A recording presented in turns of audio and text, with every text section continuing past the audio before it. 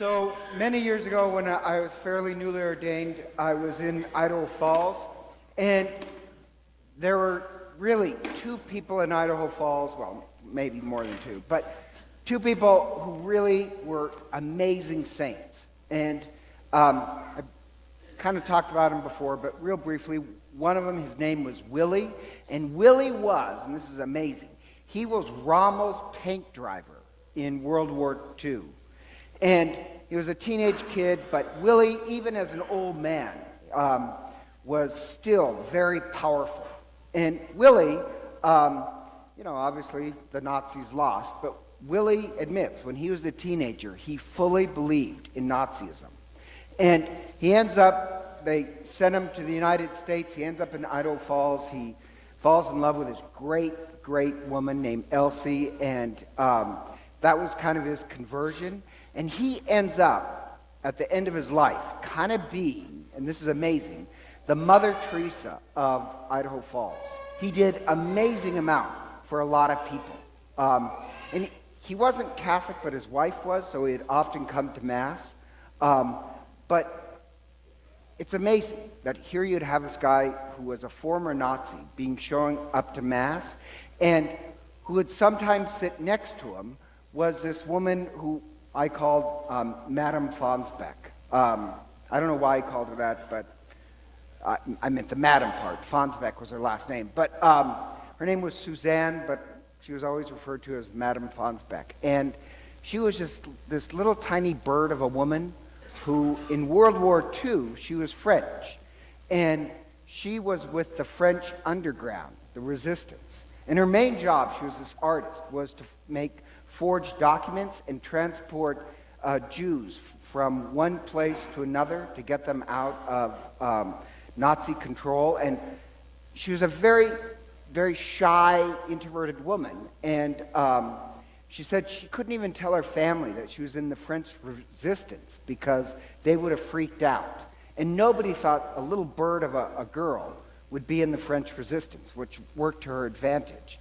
Now, think about this. Years later, after World War II, in this parish in Idaho Falls, you have, sometimes at daily Mass, two people who would have been bitter enemies, a former Nazi and a former resistant fighter, sharing each other, giving each other the sign of peace. And I was just amazed that that is like this movie ending that is just unbelievable. This is where these two people ended up being friends. I mean, isn't that just incredible? I just think that's amazing.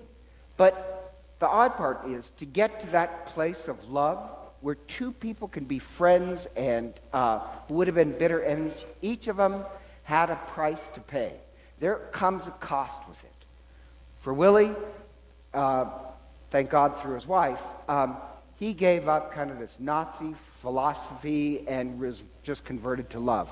But he had to die to a lot of anger and superiority. And he ends up being a saint. Suzanne, Madame Fonsbeck, she really had to die to a lot of fear and resentment. She actually had a lot of resentment against the Nazis. But she had to die to a lot of that. That comes with a price as well. My point being is that if you want to get to this place of love where we can really, this miraculous place of love, it comes with a price. And I mention that because that's also the theme in the second reading. The second reading is a really odd one. It's from Philemon. Philemon is a really, really tiny short letter that Paul writes, but it has kind of the same theme. And I love it, so I'm going to explain it. Philemon, he is a very wealthy Roman citizen. And he's very wealthy.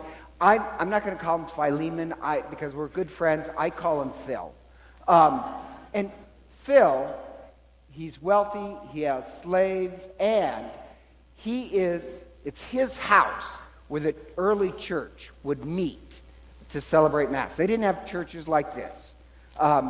He had a very big house, so Philemon, that's on Sunday where the church would gather.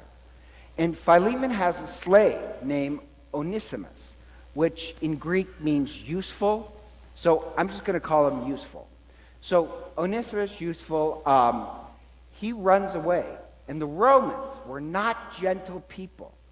The slaves were their major population in workforce. And so the penalty for escaping could be death, or oftentimes they'd brand your face so that you would know it, or cut off a limb. And Onesimus, useful, he runs away. But where is he to run to? Eventually he'll get caught. So he's smart, and he goes to Paul. And he goes to St. Paul because St. Paul was the one who baptized Phil and was Phil's spiritual father. So he goes to St. Paul for protection. And St. Paul says, well, this is what you're going to have to do.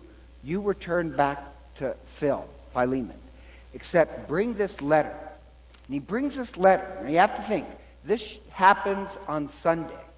And remember, on Sunday is where everybody would gather into Philemon's house, Phil's house, for Mass. And Onesimus shows up with a letter from Paul to be read at Mass. And so it's read in public. And the letter is this: your slave is returned. And Paul is very clever. It's a clever, incredibly clever letter. You know how if you're a good mother, you inflict guilt upon your children? Paul is a master at that, because he says, here's Philemon, and this is being read in public. So at the end, Philemon has a choice. And at the end, the letter says, I baptize him, he is my son, and now this slave is your brother. Treat him like a brother. And Paul says, he carries my heart, and whatever you do to him, cut off his hand, kill him, maim his face, you do to me. So Paul says, he is now your brother, whatever you do. And if he's cost you anything, please put it on my tab. The only thing I've given you is eternal life. He's really good at guilty. And, if I am your spiritual father, he's your brother. So this is read at Mass. And so the question is, what is Phil going to do? Is he going to impose, really, Roman law, what his family would have taught him, what Roman culture would have taught him? Or is he going to really be like Christ and free the slave and treat him as a brother? And from the letter, we don't know. But we do know from another letter, Colossians. That's where they lived. And Paul writes in Colossians, he says, at the end of the letter, he says hi to everybody, and he says, and tell Onesimus, useful, tell Onesimus, hello, my son and your brother. So he was freed. And from this other letter from the early church document, not only that, but eventually Onesimus becomes bishop of the city. And it's really this movie ending. Who would have thought this? That, you're a bishop, but you used to be a slave, and now you're a bishop? This is a movie ending. That Phil and Onesimus now see each other as brothers. But to get to that place of love, it comes with a price. And it's Phil who paid it. I guess Onesimus did too. Onesimus would have had a lot of fear. He had a trust. But Phil's the one who paid the bigger price. He had to go against everything his culture and his family would have taught him. And the point being, in case you didn't get it, that really to be a Christian means you're going to pay a price. There is this price, this cost. Now, when I was at the U of I, actually my first degree was in accounting finance. And I hated it. But I did love economic courses, so I'm going to teach you everything you need to know about economics, and quickly. And it's called the Tanstaff principle.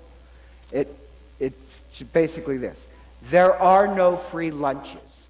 That everything in life costs something. You either pass the cost on to somebody else, or you pay it yourself. You have to decide if it's worth it. You can go to college in a place that costs $100,000 a year, or you can go to a state college. But everything costs. Nothing is free. And spiritually, the same thing is true. Really, to be a Christian it's going to cost something. And that's what Jesus is talking about in the gospel. It starts with this huge crowd of paparazzis. They all want to get near Jesus because he's the superstar. But Jesus makes it clear he doesn't want admirers. He doesn't want an entourage. What he wants is disciples. And the word disciple in Greek means learner, one who learns. He doesn't want admirers. And my problem with a lot of American Christianity is that they say, oh no, there's no cost. You just accept Jesus as your personal Lord and Savior and love Jesus, and that's all you have to do. I don't think there's no free lunches. That doesn't get us to a place of love. Yes, God's love is free, but yes, we have to prepare ourselves, and that is a cost. And Jesus says what the cost is. For you to be my disciple, you must take up your cross and follow me daily. You must hate your mother and father. Now, that should shock you. But the cross means you're, like Philemon, you're going to have to die to maybe some things your family and your culture taught you. Or when it says you must hate your mother and father, that's just a Semitic way of over-exaggerating. It's called hyperbolic speech, where just to underline a point, you over-exaggerate. I personally don't like it. I would never do it. I'd rather rip out my own tongue than exaggerate.